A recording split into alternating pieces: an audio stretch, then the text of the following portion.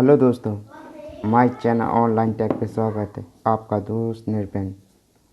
आज हम A9 की अनबॉक्सिंग करें।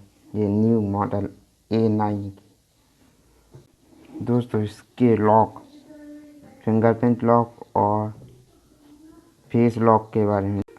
A9 में 3800 mAh की बैटरी है, जो लगभग 10 से 12 घंटे तक चल सकती है।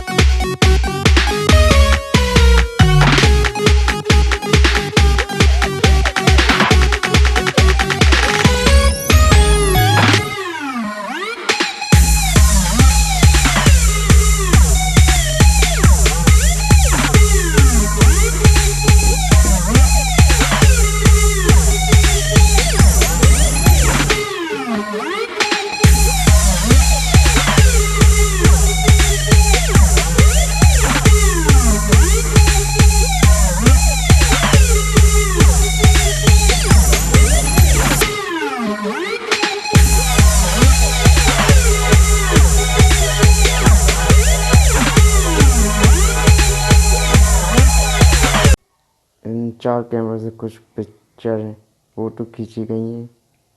इनकी क्वालिटी बहुत अच्छी है, आप भी देख सकते हैं।